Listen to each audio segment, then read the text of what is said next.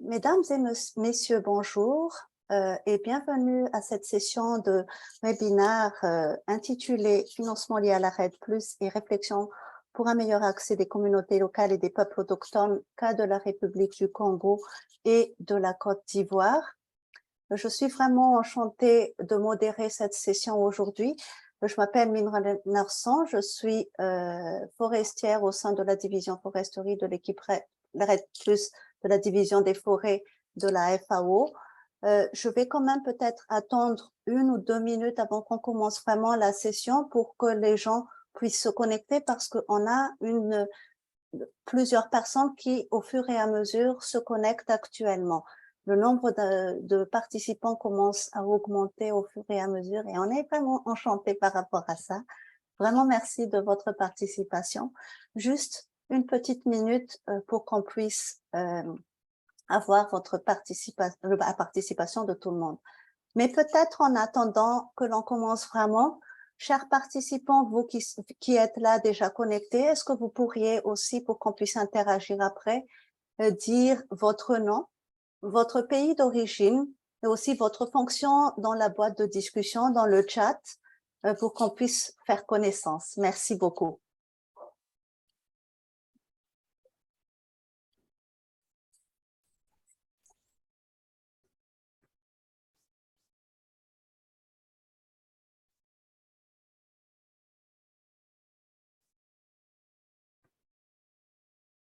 N'hésitez pas à mettre votre nom, votre pays d'origine et comme j'ai dit aussi votre fonction dans le chat pour qu'on puisse faire connaissance. Merci.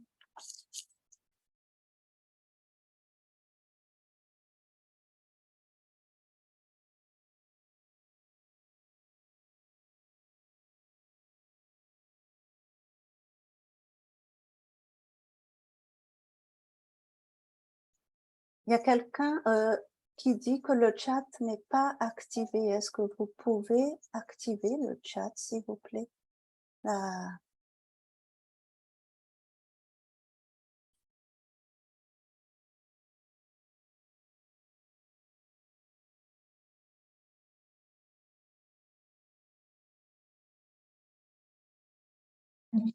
Merci beaucoup. Minou, oui. Juste pour te dire qu'on a reçu, il y a déjà un message envoyé par Serena dans le chat. Donc, on espère que tous les participants puissent aussi écrire dans le chat. Voilà. D'accord. Mais dans tous les cas, comme vous avez, certains ont déjà mis dans la boîte de questions-réponses aussi, n'hésitez pas à mettre aussi là-dessus. C'est aussi un autre moyen pour nous de communiquer et de discuter ensemble. Donc, que ça soit sur le chat, si ça marche pas, et on en est désolé, mettez-le s'il vous plaît sur la boîte de questions-réponses et on se met là-dessus pour échanger. Bon, je pense qu'on y est. Il y a maintenant presque 30 personnes qui sont connectées au webinaire. On va commencer pour ne pas faire des retards. Encore une fois, bonjour à tous et bienvenue dans ce webinaire qui est organisé par la FAO dans le cadre des activités du programme ONU-RED. Je suis vraiment enchantée de modérer cette session. Comme j'avais dit, Minra Narson, c'est mon nom tout à l'heure. Et cette session de webinaire va durer 1 heure et portera sur le thématique de financement lié à la RED+, réflexion pour un meilleur accès des communautés locales et des populations autochtones, cas de la République du Congo et de la Côte d'Ivoire. Comme j'avais dit tout à l'heure, dans le cadre de la réalisation de ce webinaire, l'agenda, si vous pouvez, s'il vous plaît, le mettre sur l'écran. On aura l'agenda suivant, en fait. Il y aura le mot introductif de Madame Serena Fortuna. Madame Serena Fortuna, qui est la chef d'équipe RED+, de la division foresterie de la FAO. Après, par la suite, il y aura la présentation des publications qui ont été faites dernièrement sur la Côte d'Ivoire et la République du Congo. Cette présentation sera faite par Madame Félicani Robles Francesca, qui est aussi forestière à la division des forêts de la FAO.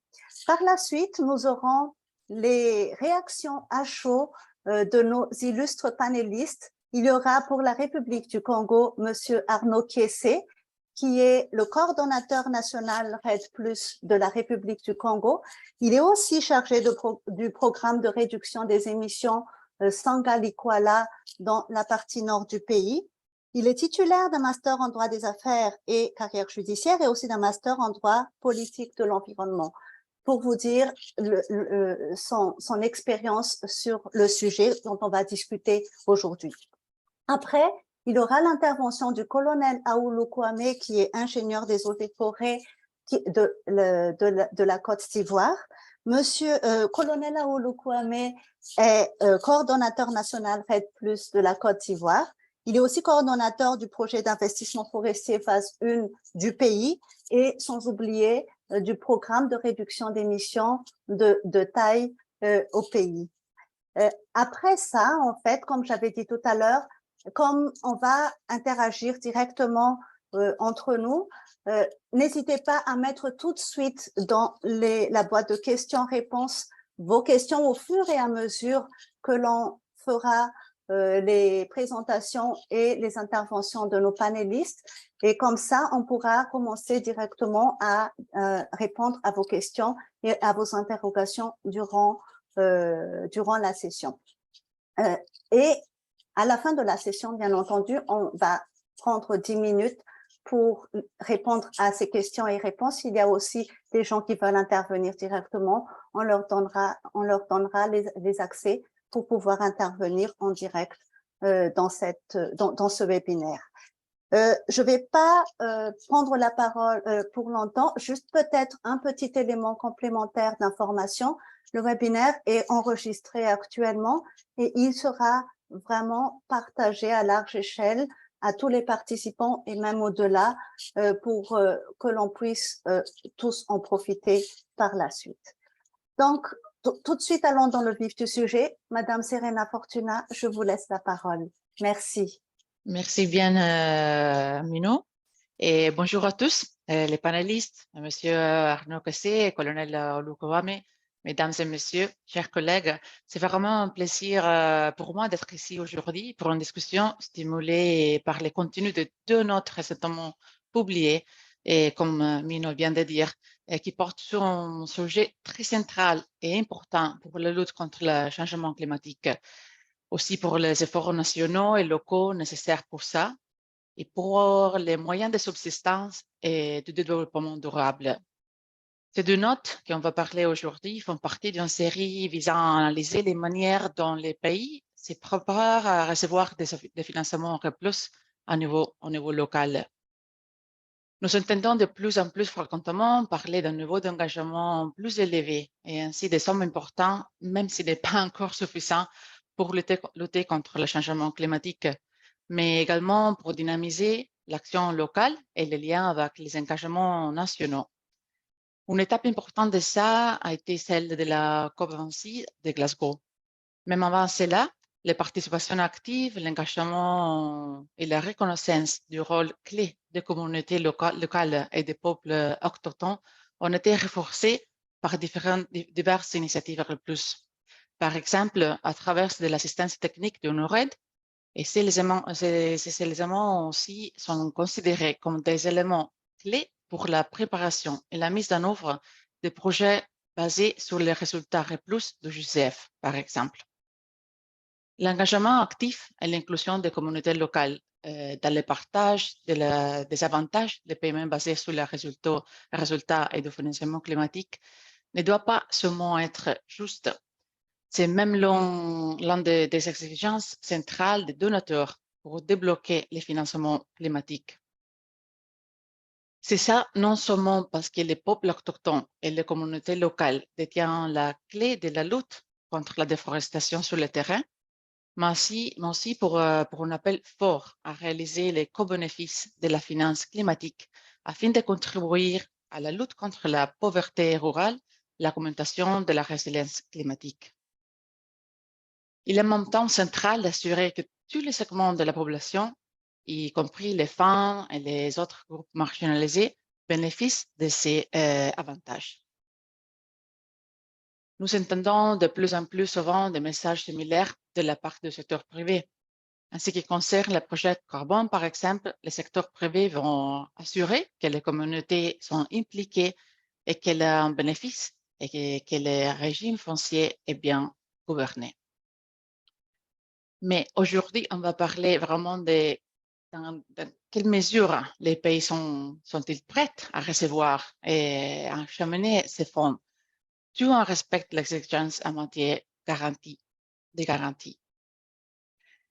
Vous savez bien que cela fait maintenant près de 15 ans que les pays dédient des efforts très importants à l'RE+.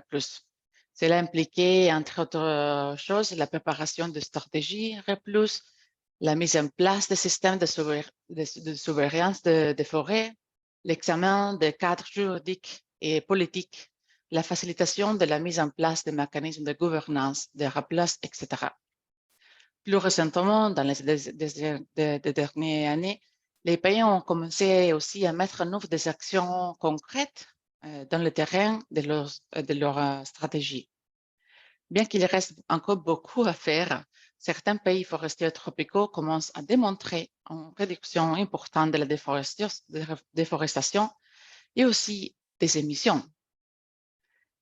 Avec ces deux études de cas qu'on va présenter et qu'on va parler aujourd'hui, nous avons voulu regarder un peu plus de près comme la République du Congo et la Côte d'Ivoire ont progressé, non seulement au niveau juridique et politique, mais aussi sur le terrain.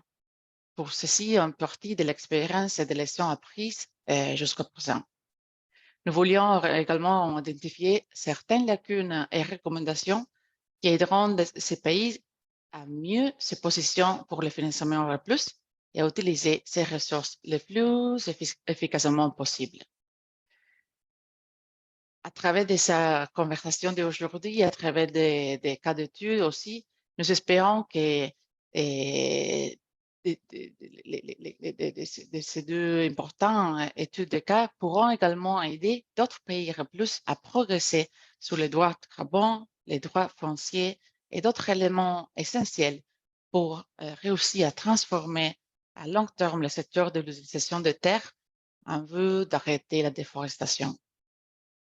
Depuis 2008, la FAO, à travers UNORED et des autres initiatives, soutient les pays progressant dans les processus RE+. Nous restons vraiment très déterminés à poursuivre et à renforcer notre force dans ces domaines pour atteindre des résultats de la réduction de carbone, mais encore plus pour promouvoir avec des forces les co-bénéfices vers l'amélioration des moyens de subsistance, la sécurité alimentaire, la transformation des systèmes agroalimentaires et le développement durable. Je vous remercie de votre participation ici aujourd'hui. Il y a beaucoup de participants qui sont en train d'entrer dans le webinaire et nous attendons vraiment avec impatience vos réactions et votre contribution à ce dialogue. Avec ça, merci bien Mino, merci aux panélistes et à Francesca pour toutes les importantes discussions qu'on va avoir aujourd'hui. Merci bien. Merci beaucoup, Serena, pour ce mot d'introduction. Tout de suite, directement, Madame Francesca Filicani-Robles, à vous la parole. Bonjour, chers participants, chers panélistes et collègues de la FAO. Voilà, je suis enchantée au nom des trois collègues qui ont pris part dans la rédaction de ces notes techniques, de faire une présentation afin de vous illustrer un peu le contenu de ces deux notes techniques qui effectivement ont été lancées, on va être lancées le jour d'aujourd'hui à travers ce webinaire. Donc, disons, l'objet de ces notes techniques qui ont été développées dans le cadre du programme UNORED est celui, en effet, d'examiner de très près les droits forestiers des communautés locales afin de leur permettre un meilleur accès aux différentes sources de financement liées à la REDD+. Mais on va se centrer, oui, dans le cas de la République du Congo et de la Côte d'Ivoire. Donc, voici le contenu de la présentation d'aujourd'hui. Je vais essayer d'être concise, mais voilà. Donc, on va se centrer tout d'abord afin de présenter un peu le contexte général de ces deux pays et de quels sont leurs enjeux liés à la REDD+. Enfin, on va par la suite voir de près quels sont les bénéfices existants liés au climat et aux forêts en particulier en faveur des communautés locales, en voyant de près quels sont les défis, mais aussi les opportunités. Pour ce, on va mettre en évidence quels sont les instruments mobilisés localement, où en sont ces deux pays afin d'avancer dans les systèmes de distribution de bénéfices dans le cadre de la REDD+. Mais on va voir aussi de près la question de la propriété du carbone, qui, comme on le sait, est aussi de très près liée avec la question de l'accès au financement climatique REDD+. La deuxième partie de la présentation va se centrer dans le cadre d'un tableau comparatif afin de voir de près comment ces deux pays sont en train d'avancer afin de promouvoir les droits des communautés locales, mais aussi des peuples autochtones en lien avec les forêts. On va voir une série d'aspects clés, on va les analyser de façon comparative pour en faire ressortir un peu l'état des lieux. Et on va conclure avec des considérations finales. Voilà, on commence par une première diapositive qui nous présente le contexte général. Effectivement, lors de la COP26, dans le cadre de la Convention cadre des Nations Unies en matière de changement climatique qui a eu lieu en 2021, comme on sait, 145 pays ont signé la déclaration des dirigeants de Glasgow sur les forêts et l'utilisation des terres, à travers lesquelles ces pays se sont engagés à lutter contre la déforestation, à promouvoir la gestion durable des terres, tout en renforçant les mesures visant à reconnaître les droits des populations autochtones et des communautés locales, afin de parvenir à ces résultats. En particulier, la République du Congo et la Côte d'Ivoire sont parties signataires de cette déclaration. Et ces études que l'on va voir de très près aujourd'hui vraiment ont été réalisées afin de permettre à ces deux pays d'approfondir et comprendre l'état des lieux vis-à-vis des efforts réalisés par ces pays en matière de droits des communautés locales. On commence par faire une présentation du contexte général lié à la République du Congo. Donc, comme on le sait, le 65% du territoire national est recouvert par les forêts, soit environ 25 945 000 hectares. Cependant, il y a une pression anthropique croissante qui menace les forêts, afin notamment de combler un déficit lié à la production agricole, mais aussi afin de répondre aux besoins énergétiques. On retient notamment, afin de contraster ces facteurs liés à la déforestation, que l'aménagement durable, mais aussi la certification des concessions forestières constituent des instruments valables et viables afin de promouvoir une gestion durable des forêts. À ces efforts s'ajoute aussi la REDD+, pour faire face aux différents défis liés à la déforestation. Voyons de plus près quels sont les engagements et les instruments à travers lesquels la République du Congo est en train de répondre à ces engagements envers la REDD+. Donc, tout d'abord, comme on le sait, la République du Congo a ratifié la Convention cadre des Nations Unies en matière de changement climatique en 1996, mais aussi les accords de Paris en 2017. Elle est impliquée depuis le 2008 dans le processus de la REDD+, et cela à travers la mise en cadre des 4 piliers du cadre de Varsovie, c'est-à-dire tout d'abord le pays compte avec une stratégie nationale REDD+, qui est depuis l'année 2018, et qui est déclinée à travers un plan national d'investissement qui a une portée de 7 ans. Le pays compte aussi avec un niveau d'émission de référence de ses forêts qui a été présenté dernièrement en 2017 auprès de la Convention, mais aussi d'une série de critères et d'indicateurs afin d'évaluer le suivi, mais aussi les risques associés à la mise en place des garanties REDD+.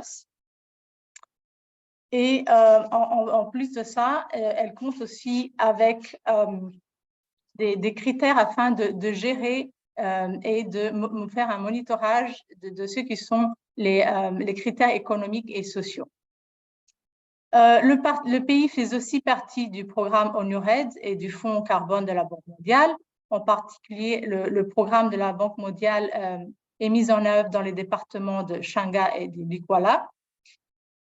Et ce qui est une pièce importante, il faut mettre en évidence le fait que la REDD+ est codifiée à travers une nouvelle législation, notamment le Code forestier qui a été adopté en 2020 et aussi soutenu par d'autres instruments juridiques reflétés par ces contributions dans le cadre de ces contributions déterminé au niveau national auprès de la Convention. En tant qu'instrument stratégique, le pays compte aussi avec un plan national de développement, une politique forestière, un plan d'action pour l'environnement et une stratégie nationale de développement durable. Pour ce qui est du contexte et d'état des lieux liés à la présence des communautés locales, mais aussi des populations autochtones dans le pays, nous savons que, disons de façon majoritaire, il y a 5 groupes de peuples autochtones qui résident.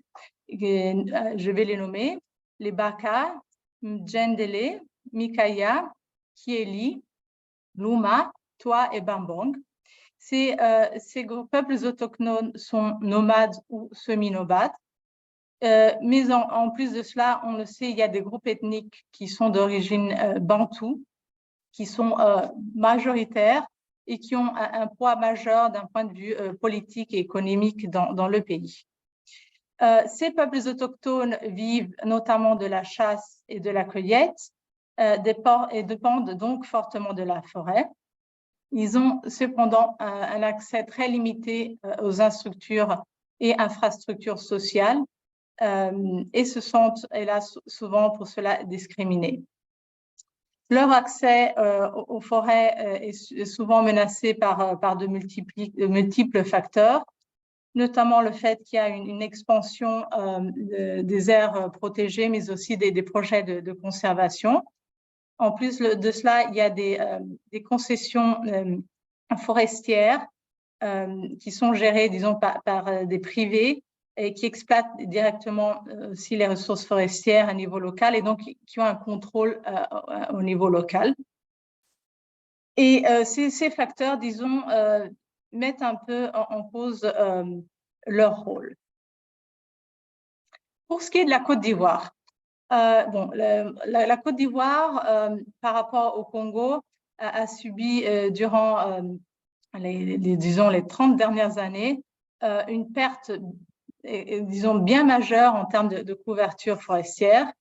Cela est dû au fait que la Côte d'Ivoire est un des plus grands producteurs au monde de cacao et que la production du cacao a, disons, un poids central dans l'économie du pays.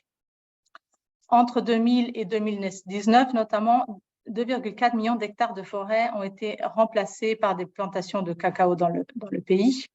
En plus de cela, en tant que facteur de la déforestation, le pays doit faire face à d'autres défis, notamment essayer de créer des synergies avec d'autres secteurs qui impactent sur le secteur forestier, dont le secteur minier, mais celui aussi lié à l'énergie et aux infrastructures.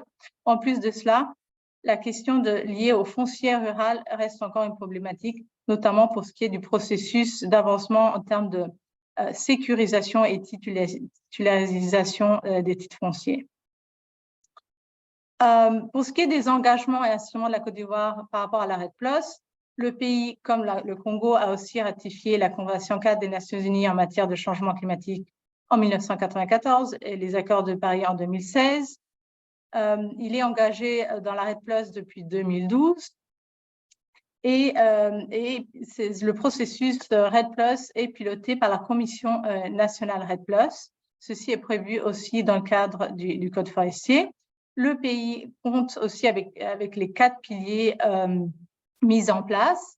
Et en plus de cela, il compte avec plusieurs ressources d'investissement en cours dans le pays, dont le plan d'investissement forestier 1 et 2, le programme de réduction d'émissions mené par la Banque mondiale, et le projet vise à contraster la déforestation à travers une production durable du cacao qui est gérée par le pays en collaboration avec la FAO et financée par le Fonds vert du climat. En termes d'éléments à mettre en évidence, il est important de faire le point sur la déclaration de la politique foncière rurale qui vise, afin de contraster la problématique liée au foncier, à clarifier et à formaliser les droits fonciers. La stratégie REDD+, comme on l'a dit, a un poids aussi central, mais aussi la politique visant à promouvoir la préservation, réhabilitation et extension des forêts dans le pays. Le pays compte aussi avec un nouveau code forestier adopté en 2019, qui est une pièce centrale pour la mise en œuvre de REDD+. La façon dont le processus de REDD+ est décliné dans le pays, disons, prend en considération aussi ce qui est la décentralisation de sa gouvernance. Il existe, comme on l'a dit, une commission nationale REDD+, dont font partie 3 organes, mais aussi des comités régionaux REDD+, qui constituent une déclinaison du comité interministériel. Et ces disons, déclinaisons locales favorisent, disons, de façon assez croissante la participation des acteurs locaux dans la mise en œuvre de la REDD. Donc, on parlait de la Commission nationale REDD+, le secrétariat exécutif permanent de la REDD+, et en est un organe essentiel. Elle est partie de la CNRED, mais elle a un poids très important dans la formation du dialogue, notamment avec les filières agricoles, où les systèmes de paiement pour services environnementaux constituent une pièce importante, on va le voir. Donc, Francesca, oui. 7 minutes, s'il te plaît. Merci. Donc, en Côte d'Ivoire, en tant que communauté locale et leur présence sur le territoire, on sait qu'il existe plus de 60 groupes ethniques ayant diverses et complexes interrelations avec le territoire. Donc, 5 principaux groupes qui sont les akanophones, les Mandingues, les Voltaïques, les Lobis et les Krous. Le système de lignage est matriarcal et patriarcal avec des répercussions sur le droit foncier. Et la relation de ces groupes par rapport à la terre d'origine, disons, se différencie par rapport aux groupes autochtones, allochtones et allogènes. Donc, les autochtones, c'est des Ivoiriens qui vivent dans leur territoire d'origine. Les allochtones, c'est des Ivoiriens qui vivent en dehors de leur territoire d'origine. Et puis, on a les allogènes, qui sont les étrangers qui vivent en Côte d'Ivoire, dont 28% de cette population fait partie de la migration régionale africaine dans le pays. Voyons de près maintenant quels sont les bénéfices existants liés au climat et aux forêts mis en place en faveur des communautés locales et des populations autochtones dans ces 2 pays. Pour ce qui est de la République du Congo, en termes d'instruments qui permettent l'accès aux bénéfices liés au climat et aux forêts de la part des communautés locales, mais aussi des peuples autochtones, il faut mettre en évidence tout d'abord les mécanismes locaux qui sont pris en considération dans le cadre du Code forestier adopté en 2020. Dans le cadre de ce Code forestier, donc, il est prévu l'utilisation de fonds de développement locaux liés à la création d'une série de développements communautaires, tout cela dans le cadre des concessions forestières. En plus de cela, il existe des conseils de gestion de développement communautaire qui promeuvent la participation des communautés locales et des peuples autochtones au développement local. Ces conseils de gestion de développement communautaire mettent en place un plan de gestion unique qui permet, à travers la mise en œuvre de projets, d'améliorer le niveau de subsistance des acteurs locaux. En plus de ces mécanismes que je viens de décrire, donc en lien avec les concessions forestières, mais aussi les instruments de gouvernance locale en dehors des concessions forestières, le pays compte avec des indemnisations qui sont directes et que les concessionnaires doivent honorer envers les communautés locales et les peuples autochtones. En plus de ça, le pays compte avec un mécanisme de partage de bénéfices au niveau sous-national dans le cadre du programme de réduction d'émissions et des appuis techniques et financiers directs à travers les projets forestiers, voire climatiques, qui existent dans le pays. En termes d'instruments localement mobilisés, comme on disait, le code forestier est déterminant afin de reconnaître les droits des communautés locales, mais aussi des populations autochtones, afin de créer les forêts communautaires et de promouvoir des mécanismes à travers lesquels soutenir directement ces communautés locales au niveau local. Il existe aussi un comité consultatif multiparti qui supervise chacun des fonds de développement locaux. Les communautés locales sont organisées dans le cadre des concessions forestières, comme on l'a dit, dans une série de développements communautaires. Et la gouvernance locale se réalise à travers de ces conseils de gestion de développement communautaire locaux. Quels sont les constats à l'heure actuelle en termes de défis? Tout d'abord, il y a trop d'intermédiaires et les structures, les moyens existants afin de permettre que les acteurs locaux puissent vraiment accéder à travers les biais qu'on a mentionnés aux différentes sources de financement est à l'heure actuelle assez limité. En plus, les engagements sociaux des entreprises locales envers des communautés est rarement respecté, et ce qui fait que les fonds collectés, disons, rarement sont utilisés pour les fins prévues. En plus, il y a un pouvoir, on le sait, de négociation qui est inégal, et cela, disons, ne facilite pas le dialogue entre les parties.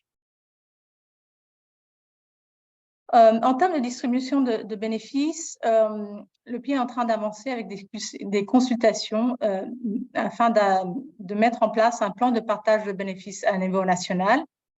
Dans le cadre du programme de réduction des émissions qui se met en œuvre dans les départements de Shanga et Likwala, les mécanismes de paiement pour la réduction des émissions se mènent sur une base contractuelle avec le ministère de l'Économie et de la Foresterie. Et cela en mettant en évidence les actions locales liées à l'agroforesterie, à la conservation de zones ayant une haute pression et au reboisement. En plus de cela, il y a des prestataires de services qui administrent les fonds alloués aux communautés locales. Pour ce qui est de la propriété du carbone, le Code forestier réglemente ces aspects-là en disant que les droits de générer les crédits carbone et de les commercialiser est reconnu notamment aux personnes physiques et morales. Ces crédits carbone appartiennent donc respectivement à l'État, à la collectivité locale ou aux autres personnes morales de droit public concernées qui peuvent en disposer en fonction du régime foncier. Il y a d'autres éléments à préciser, mais pour cela, on va vous inviter à lire la note technique. Pour ce qui est Francesca, vraiment, oui. On est en train de dépasser le temps, s'il te plaît. Oui. Quelques minutes et j'ai terminé. Pour ce qui est de la Côte d'Ivoire, en particulier pour ce qui est des instruments permettant l'accès aux bénéfices liés au climat et aux forêts, le pays compte avec un fonds forestier national qui est chargé de gérer les fonds provenant de certaines taxes, mais aussi compte d'un mécanisme de paiement pour les services environnementaux. Ce mécanisme est clé afin de compenser les efforts directs des communautés locales. Le pays est aussi en train d'avancer dans la mise en place d'un plan cadre de partage de bénéfices. Les consultations sont en cours à niveau régional et à niveau national. Comme on disait, en tant qu'instrument localement mobilisé, les mécanismes de paiement pour services environnementaux constituent l'élément central depuis l'année 2018. Et il y a un intérêt grandissant de la part des membres des communautés locales afin de pouvoir utiliser de façon majeure ces instruments. La propriété du carbone est un élément qui est en phase de discussion dans le pays dans le cadre d'un décret qui n'a pas été adopté finalement, mais dont la discussion est reprise récemment afin d'avancer dans la définition de la propriété du carbone dans le cadre de la loi cadre en matière de changement climatique qui est en voie de développement. Pour ce qui est de la distribution des bénéfices, on disait un plan cadre de partage de bénéfices est en cours de développement.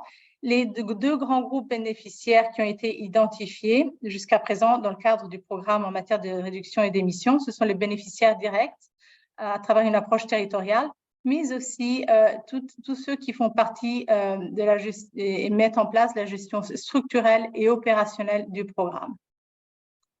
Voilà notre dernière slide. Comment promouvoir les droits des communautés locales?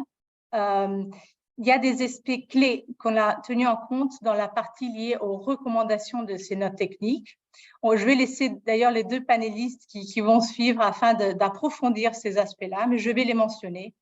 Donc, les aspects qui ont été analysés et dont vous allez voir les recommandations, une série de recommandations incluses dans les notes techniques se centrent sur les aspects des droits fonciers, sur la question des processus liés aux garanties sociales et environnementales, sur l'aspect lié au consentement libre, informé et préalable, sur les aspects liés aux mécanismes de gestion des plaintes, mais aussi genre et droits des femmes. Il y a des instruments juridiques et politiques des deux pays qui prennent en compte ces éléments. Je vais en citer un pour la République du Congo, c'est la loi 2011. Mais je vais aussi citer le décret 2021 pour la Côte d'Ivoire qui fixe les modalités d'information et de consultation des populations riveraines des forêts. Enfin, je termine avec des considérations générales et cela va permettre aux deux panélistes aussi d'approfondir ces aspects-là. Comme on le sait, la mise en œuvre de la REDD+ est en train d'avancer dans ces deux pays à travers différents outils et instruments tant bien politique que juridique. Il est important néanmoins de simplifier ces outils et les langages utilisés. Il est important d'avancer dans la diffusion de l'information dans tous ces aspects, de renforcer les capacités à niveau local et d'essayer d'améliorer le fonctionnement des outils et des arrangements locaux existants. Voilà, merci beaucoup pour votre attention. Et je laisse la parole à la modératrice. Merci. Merci beaucoup, Madame Felicani, pour votre présentation qui était vraiment très intéressante. Pour vraiment avancer très rapidement, je vais poser tout de suite la question à nos deux panélistes, une question à nos deux panélistes pour qu'ils puissent avoir une réaction à chaud par rapport aux recommandations, par rapport aux éléments clés qu'on a présentés tout à l'heure. Monsieur Arnaud Kessé, on pourrait peut-être commencer par vous. Je vais poser la même question pour les deux pays pour que les participants puissent voir les différences de contexte et les différentes réflexions faites au niveau du pays. Monsieur Kessé, alors, en tenant compte des efforts réalisés, des instruments locaux qui existent actuellement dans votre pays, quels sont selon vous les moyens les plus effectifs et efficaces qui pourraient permettre un meilleur accès des acteurs locaux aux bénéfices et au financement de la REDD+.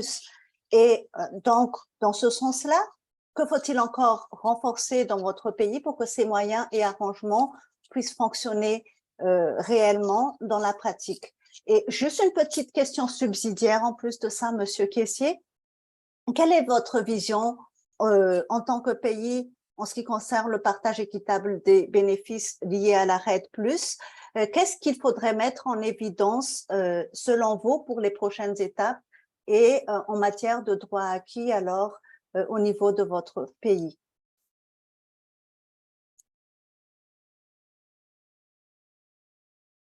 Monsieur Kessé, votre micro est fermé, s'il vous plaît. OK, merci Mino pour ces questions.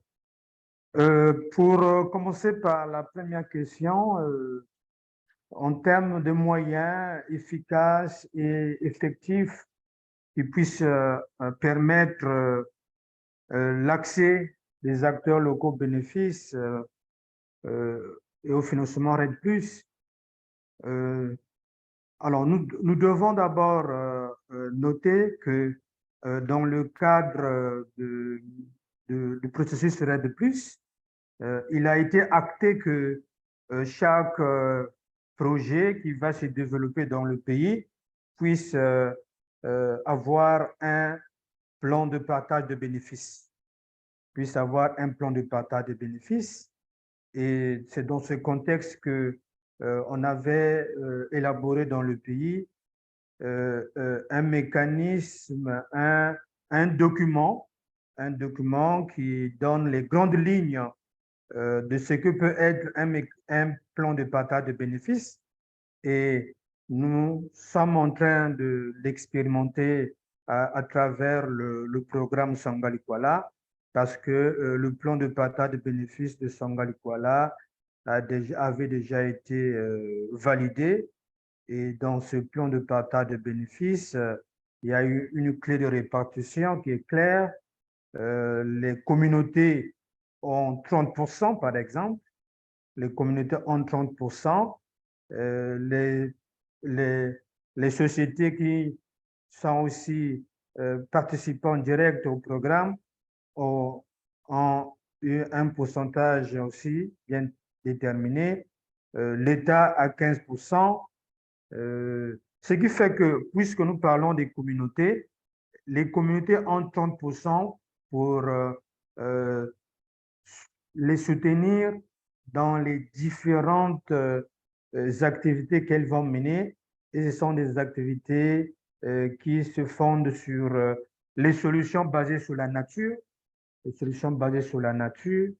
Et donc, ils ont un soutien de ce programme-là pour qu'elle continue à développer des solutions basées sur la nature.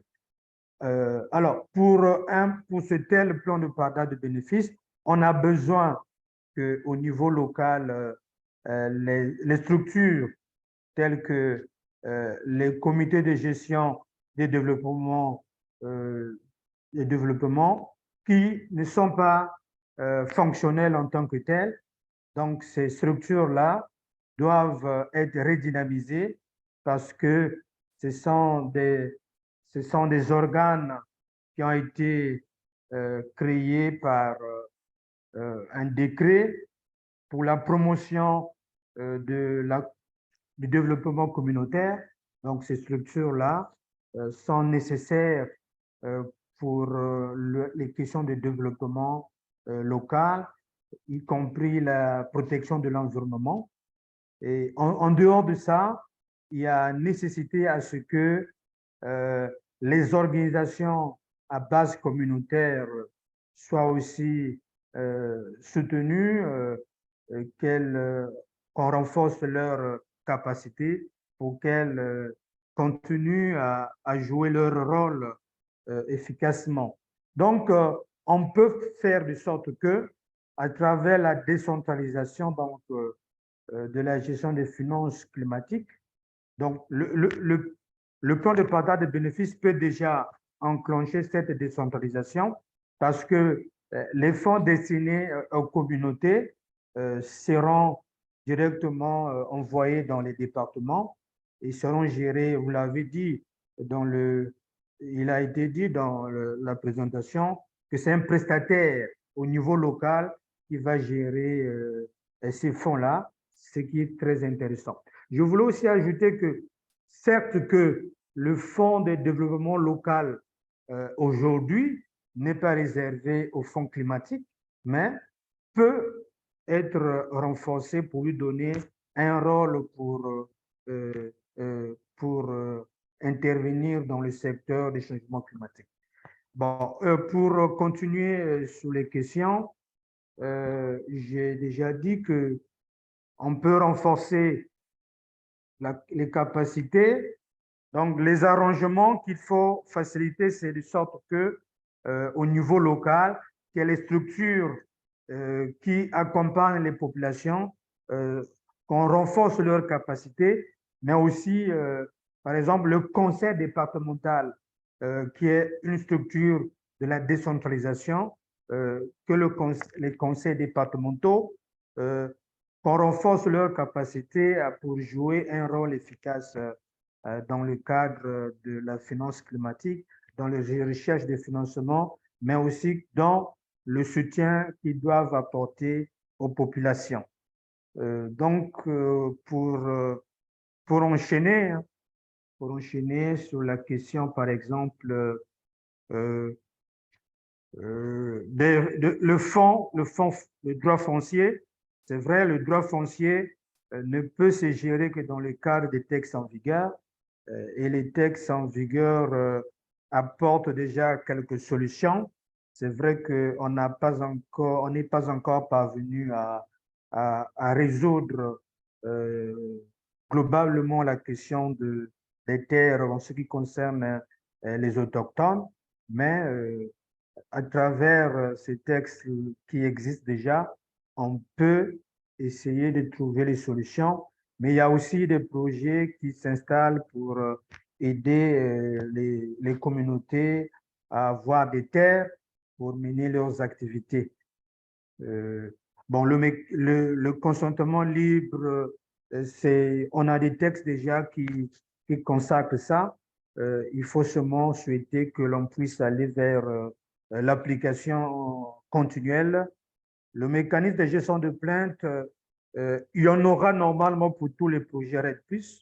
Ce n'est pas seulement réservé au programme Sangal Ikuala. Chaque projet qui se met en place va mettre en place son mécanisme de gestion de plainte. Bon, sur la question de la vision du pays pour un partage équitable, cette vision se décline bien entendu à travers déjà le code forestier qui réserve des droits à tous ceux qui ont des terres, à tous ceux-là qui ont même des droits d'usage sur certaines terres qui sont bénéficiaires, qui vont être bénéficiaires des droits carbone. Ce qui veut dire que personne n'est exclu. Hein? Personne n'est exclu. Les projets qui s'installent dans notre pays, en dehors de Sangal Ikuala, prennent en compte la vision des populations qui sont les populations qui vivent autour de ces concessions-là. Leurs droits sont pris en compte et le pays veillera à ce que ces choses soient toujours maintenues.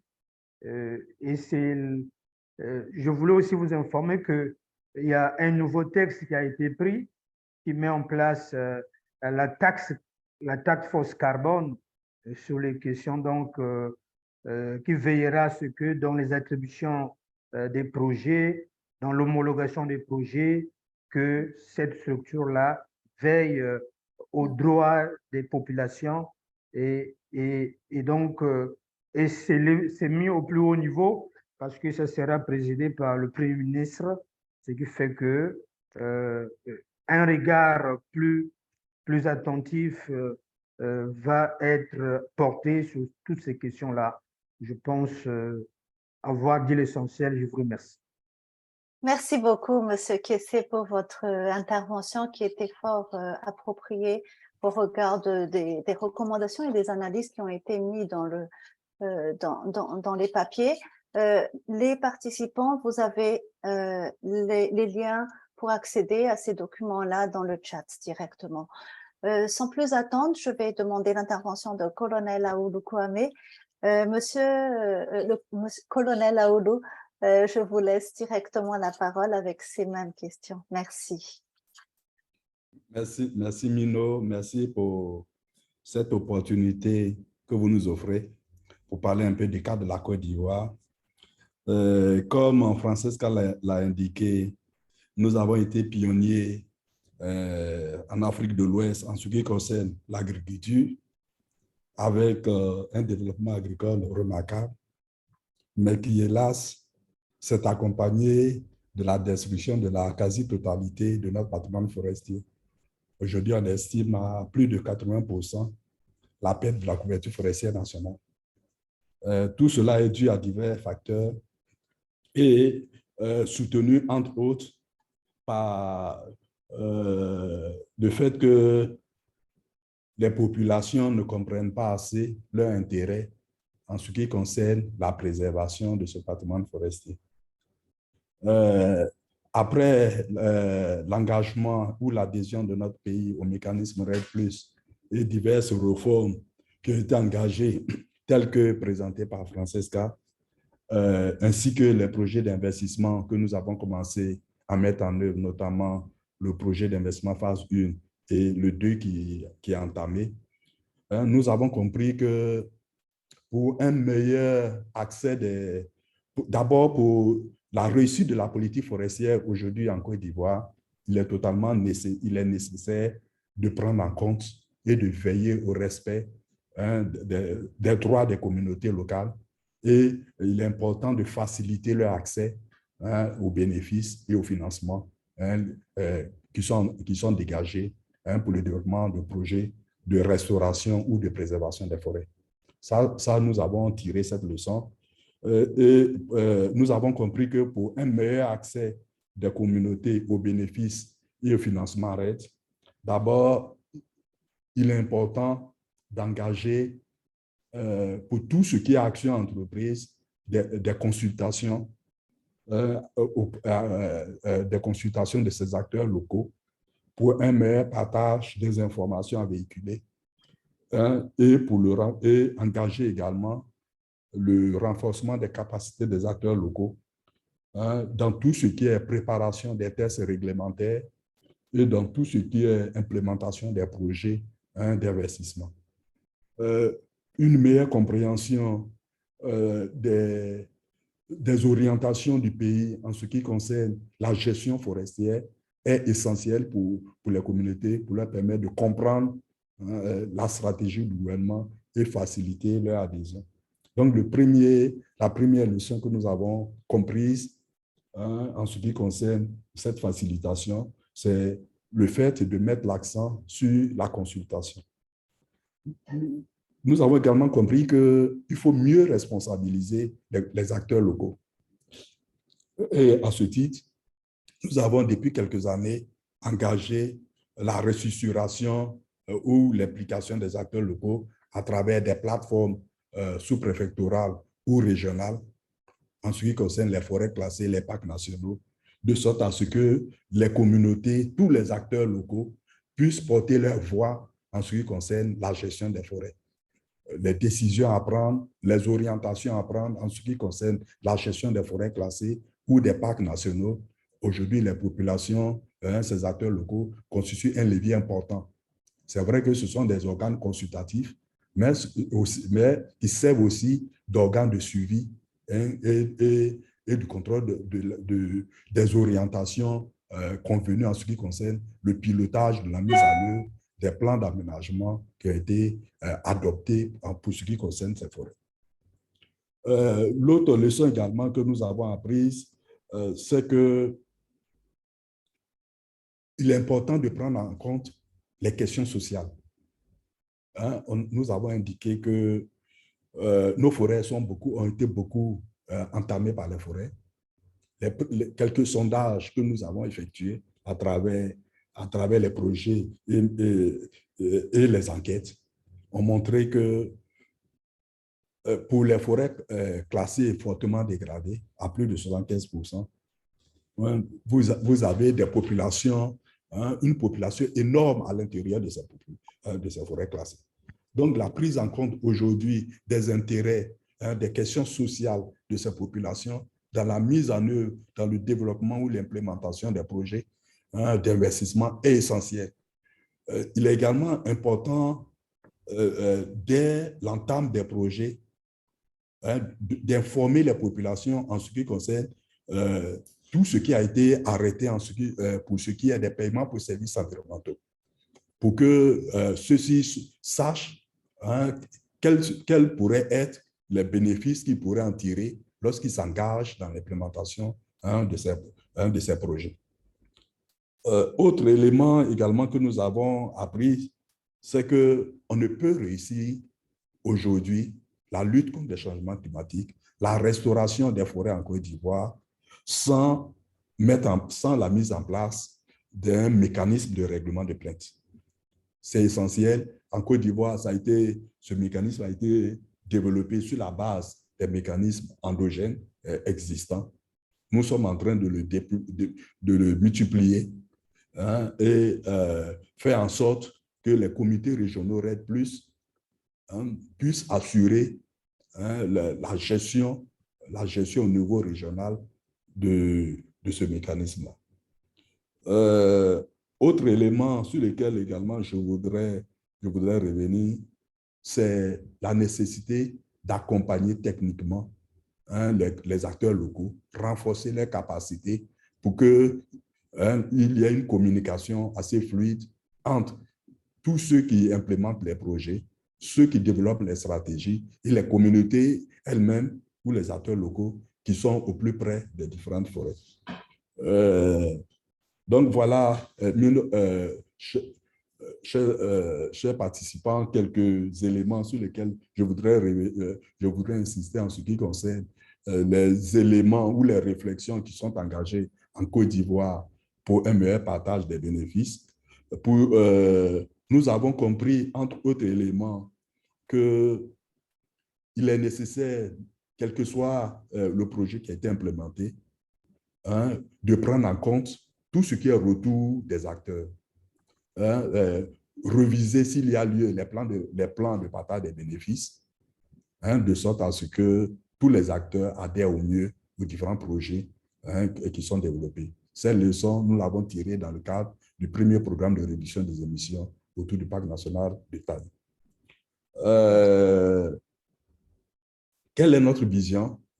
Quelle est la vision de la Côte d'Ivoire aujourd'hui en ce qui concerne le partage des bénéfices ou l'accès des populations aux bénéfices et au financement? C'est faire en sorte aujourd'hui que tout ce que nous développons sur le territoire national, les populations puissent matérialiser leurs bénéfices en ce qui concerne les actions entreprises, et que les populations elles-mêmes puissent témoigner que tout investissement que nous avons engagé sur le territoire national prend en compte non seulement leur intérêt à terme, mais aussi leur intérêt à long terme. Nous avons classifié nos forêts classées, hein, en plusieurs catégories. Et les forêts qui sont les plus dégradées sont les forêts dégradées à plus de 75%. La préoccupation qui a été posée au cours des consultations que nous avons menées depuis l'année passée auprès des populations a reposé sur leurs préoccupations relatives, hein, à la cohabitation de ces populations avec ces forêts que nous voulons rétablir. Donc, prendre en compte leurs attentes à long terme, de sorte à sécuriser leur bien-être, est un élément important. Donc, la vision d'aujourd'hui, qu'on pourrait dire pour la Côte d'Ivoire, c'est d'engager des actions, hein, d'investissement sur le territoire national qui permettent aux populations, hein, de garantir, hein, ou de cerner non seulement leurs bénéfices à terme, mais leurs bénéfices à moyen et long terme. Nous pensons que c'est une condition indispensable pour la réussite, hein, de notre politique de restauration de nos forêts. Hein, tout cela sous-entend que nous, au niveau du secrétariat REDD+, nous continuons à apporter notre appui technique, hein, pour tout ce qui est de l'homologation des projets, hein, tout ce qui est de la prise des tests clarifiant le partage des bénéfices. Un processus a été engagé. Hein, nous pensons que nous allons bientôt y parvenir avec la prise d'une loi et des tests conséquents qui régissent le partage des bénéfices carbone et non carbone. Nous avons également, il est également important de savoir que la Côte d'Ivoire aujourd'hui a placé les communautés locales au sein au cœur du dispositif de suivi et évaluation de la gestion des forêts de son patrimoine forestier. Je pense que voilà notre vision, faire en sorte que les populations se sentent les plus responsables, hein, les véritables gestionnaires des forêts. L'État ne vient qu'à apporter son appui technique pour permettre aux populations de mieux accompagner le pays dans la gestion forestière. Voilà quelques mots que je voudrais ajouter. Merci à tous. Merci beaucoup, colonel Laoulou, pour votre intervention. Et en fait, les interventions pour la République du Congo et pour la Côte d'Ivoire vont tous dans le même sens finalement.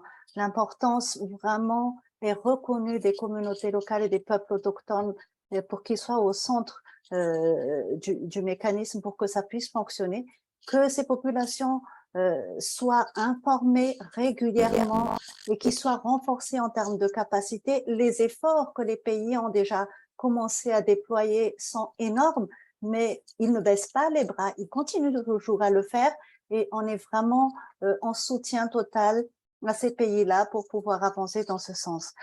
Malheureusement, notre temps est dépassé. On a dépassé même de déjà 1 minute le temps pour le webinaire et il y a juste une question de Madame Becky Mbassé, mais je pense que c'est même plus une affirmation qu'une question. Et il y a aussi Monsieur Arnaud Kessé qui a répondu à la question.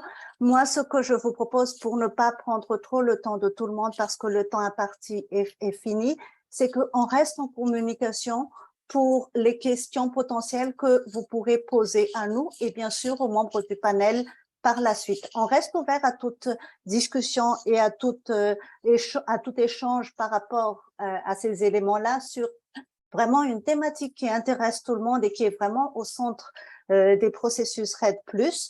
Et donc, avec ça, je suis malheureusement désolée de fermer la session aujourd'hui avec toutes ces bonnes paroles qui ont été dites là. Comme j'ai dit, n'hésitez pas à vous contacter. Et ainsi donc, au nom de l'équipe, au nom du programme ONU-REDD, je vous remercie infiniment pour votre participation à ce webinaire. Les membres du panel, les panélistes, les intervenants, merci infiniment pour vos interventions qui nous ont vraiment éclairés aujourd'hui.